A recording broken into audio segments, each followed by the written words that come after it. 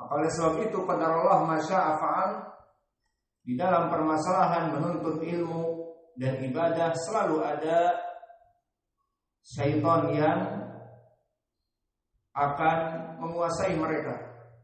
Maka dalam suatu ma'had, dalam suatu tempat menuntut ilmu, ada saja yang berhati buruk dikarenakan mengikuti waswasis syaitan. Dan syaitan barakallahu fikum tahris, maknanya bekerja keras untuk menghancurkan keimanan kaum muslimin dan menghancurkan dakwah dan menghancurkan ukhuwah Islamiyah yang ada di kalangan kaum muslimin. Dan ini sesuai dengan hadis yang diriwayatkan oleh Imam Muslim dari Abi Hurairah bahwa syaitan qad ya'isa an yu'bada walakin at-tahris bainakum, bahwa syaitan yakni iblis telah berputus asa untuk disembah kembali seperti di zaman dulu, disembah iblis terutama oleh kaum muslimin. Maka putus asa, iblis itu akan disembah setelah kaum muslimin masuk Islam. Adapun kufar, maka sampai this time pemuja-pemuja setan banyak untuk mendapatkan kekuatan dari syaitan, jabatan, popularitas. Maka kebanyakan dari mereka meminta bantuan syaitan. Namun pembicaraan di sini adalah bagi mereka kaum muslimin muwahhidin, yang mana mereka masuk kepada Islam dan menyembah hanya kepada Allah, itu tidak bisa kembali untuk melaksanakan kekufuran dan kesyirikan dan menyembah syaitan.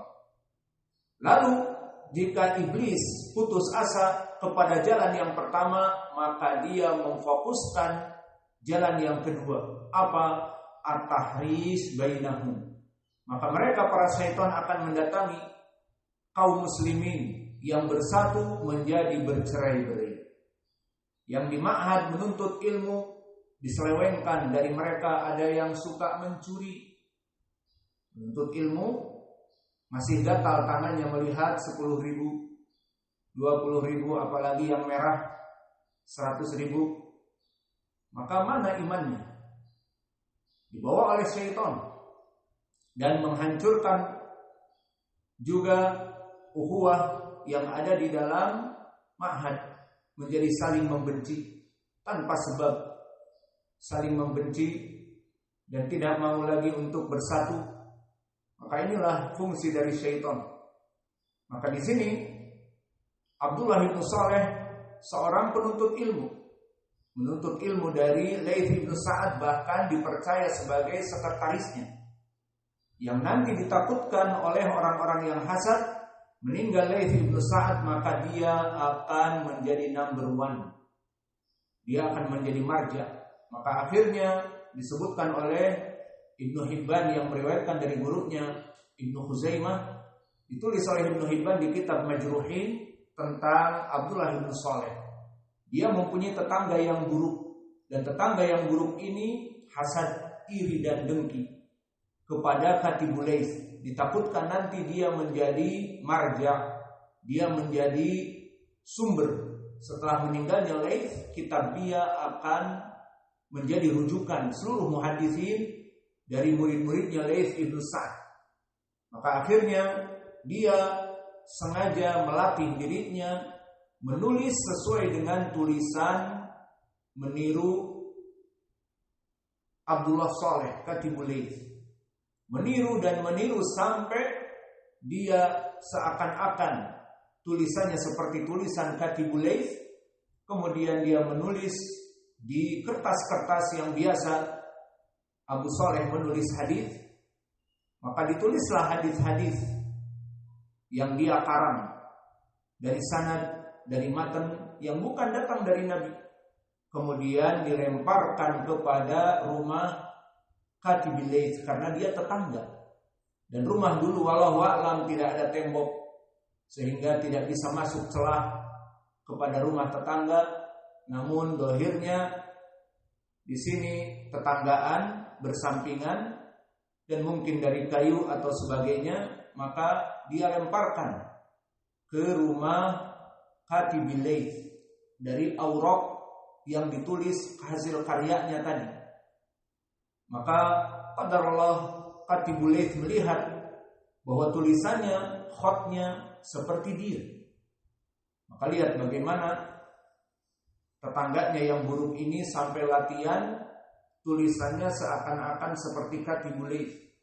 Maka Katibul Laits melihat pulang dari mengajar atau pulang dari belajar tahdits, dilihat ada kumpulan kertas yang tulisannya seperti tulisanku. Dipikirnya itu adalah dari catatan kitabnya. Maka akhirnya dimasukkanlah kepada kitab kumpulan hadis Katib dari Laits ibnu Sa'ad. Sehingga hadis dari tetangganya yang buruk, yang berupa hadis-hadis palsu, dimasukkan kepada kitab Laits ibnu Sa'ad yang dia tulis dari gurunya Laits ibnu Sa'ad, karena tulisannya seperti tulisan dia. Dari sinilah kerusakan mulai ada. Dan akhirnya setelah meninggal Laits ibnu Sa'ad, dan tentunya para muhaddisin mengambil ilmu dari kitab Katibul Laits, meminta hadis-hadis Laits ibnu Sa'ad yang sudah meninggal. Maka mulailah di sini para ulama melihat ada kelainan. Kok aneh pas sampai kepada tulisan tetangganya, kok aneh ada sanad yang aneh. Laits ibnu Sa'ad ma'ruf mendengar misalnya dia dari Sufyan. Nah di sini mendengar dari Susan misalnya. Mana tidak ada gurunya yang namanya Susan. Harusnya Sufyan misalnya. Akhirnya banyak karena sanadnya dibuat-buat tidak benar. Harusnya gurunya Laits bernama demikian, lain lagi. Dan para sahabat juga tidak ada periwayatan Abi Hurairah dari jalan itu. Dan lafaz dari hadis matanya juga aneh. Maka akhirnya semua para ulama mengangkat tangan. Jangan ditulis. Ini kitab dari Katibul Laits ini aneh. Semua murid-muridnya Laits ibnu Sa'ad yang belajar dengan Laits dulu tidak pernah mendengar guru yang lain dan sanad yang lain dan matan yang lain. Akhirnya mulailah para ulama menuduh bahwa Katibul Laits berdusta ataupun hafalannya rusak sama sekali, salah nulis dan sebagainya. Karena jauh dari perbedaannya. Maka yang insaf disebutkan oleh Imam Ibnu Huzaimah, yang insaf kita katakan dia dhaif saja karena kemasukan pada kitabnya yang bukan dari kitabnya. Maka nanti ini di pelajaran Dhawabit al-Jarh wa Ta'dil akan ada bab seperti ini. Bab bahwa seorang rawi harus menjaga dhabt. Dan dhabt terbagi dua, dhabtul kitab dan dhabt sadr.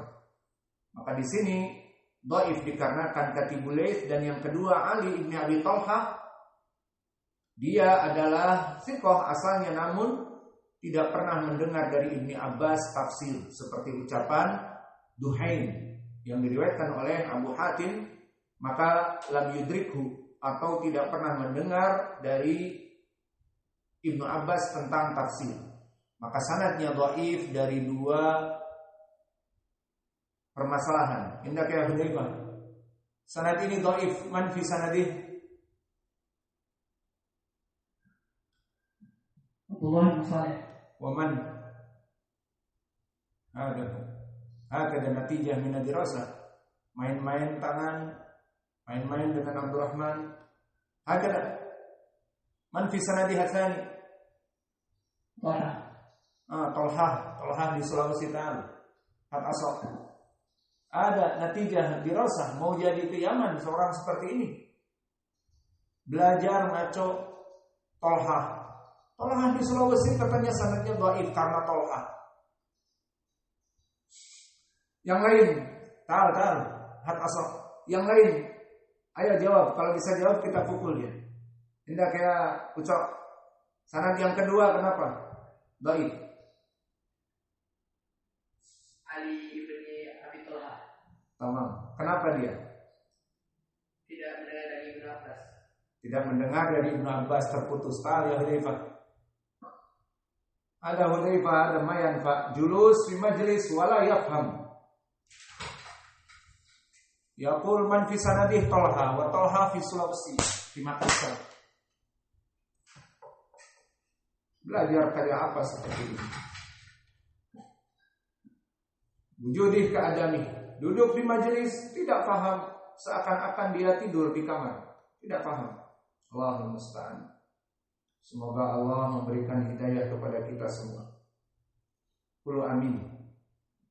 Maka meskipun sanad ini dhaif, dari makna wa ma khalaqtul jinna wal insa illa liya'budun datang dari Ibnu Abbas dhaif yang maknanya bahwa Allah menciptakan jin dan manusia hanya untuk ibadah, kita katakan meskipun dhaif namun banyak di dalam ayat-ayat yang lain yang memang semakna dengan surat Az-Zariyat ini. Wa ma khalaqtul jinna wal insa illa liya'budun. Mana dari ayat-ayatnya? Banyak. Di antaranya di dalam ayat-ayat yang nanti akan disebutkan seperti di matan yang akan datang, wa ma khalaqtul jinna wal insa illa liya'budun, disebutkan juga dengan wa'budullah wa la tusyriku bihi syai'a. Maka beribadahlah kamu hanya kepada Allah dan jangan menyembah kepada selain Allah. Ini juga menjadi pendalilan. Dan lebih eksplisit lagi pendalilannya di dalam surat Al-A'raf, di mana Allah Jalla wa Ala telah menjadikan persaksian dulu kepada keturunan Bani Adam sebelum dimasukkan kepada rahim ibundanya dan sebelum lahir ke muka bumi masih di alam ruh. Maka di sini juga menjadi pendalilan bahwa manusia-manusia yang akan lahir ke muka bumi ini telah dijadikan ruhnya terlebih dahulu. Ruhnya terlebih dahulu. Kemudian setelah itu sudah saatnya masuk kepada rahim ibundanya, berarti ibunya menikah dengan seseorang dan mendapati dari hasil pertemuan laki-laki dan perempuan bayi. Barulah si embrio jabang bayi ini ditiupkan padanya ruh atau diberikan ruh. Seperti di hadis Ibnu Mas'ud, fanufikha fihi ruh, dan dicatat tentang amal-amalnya, dicatat tentang rizkinya di hadis Ibnu Mas'ud. Maka kesimpulannya alam ruh telah ada.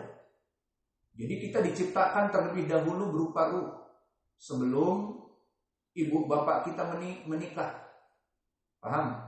Maka ini pendalilan dari ayat Al-A'raf juga, di mana Allah berfirman, wa id akhadha rabbuka min bani adam min dzurriyyatihim min zuhurihim dzurriyyatahum wa ashhadahum ala anfusihim. Maka di saat Allah mengambil perjanjian dengan bani Adam, anak-anaknya yang mana masih dalam kehidupan fase arwah, dan ashhadahum, Allah mempersaksikan kepada mereka, alastu bi rabbikum qalu bala syahidna. Bukankah aku ini yang menciptakan kalian, Rabb kalian yang patut untuk disembah? Qalu bala syahidna, tentu kami mempersaksikan. Maka kesimpulannya para ruh melaksanakan tauhid. Namun apakah ruh yang melaksanakan tauhid ini menjadi poin untuk masuk kepada surga? Tidak. Yang menjadi poin masuk surga adalah setelah dia tumbuh balik di dunia, dilahirkan oleh ibunya dan dibesarkan oleh bapaknya, kemudian tumbuh berakal dan dia melaksanakan ibadah dan dia menjadi kafir dan dia menjadi musyrik. Itulah yang menjadi poin. Sehingga jangan dikatakan dulu aku telah bersaksi di alam ruh. Misalnya Abu Jahal, aku telah dulu bersaksi di alam ruh beriman, tapi dia di dunia kufur dan memerangi Nabi. Maka qalu bala syahidna, semua ruh mengatakan kami mempersaksikanmu wahai Allah. Maka Allah sengaja melaksanakan yang demikian agar menjadi persaksian kelak bahwa mereka dulunya beriman. Namun setelah datang ke dunia dan diberikan akal dan diberikan hawa nafsu, maka mereka mengikuti hawa nafsu dan kufur kepada Allah Jalla wa'ala. Maka ini menjadi pendalilan tentang permasalahan ayat wa ma khalaqatul jinna wal insa illa liya'budun. Ayatnya ma'ruf, Adapun pendalilan Ibnu Abbas dhaif, namun meskipun dhaif pendalilan Ibnu Abbas, maka maknanya telah datang dari ayat-ayat Al-Quran bahwa seluruh manusia dan jin diciptakan hanya untuk ibadah.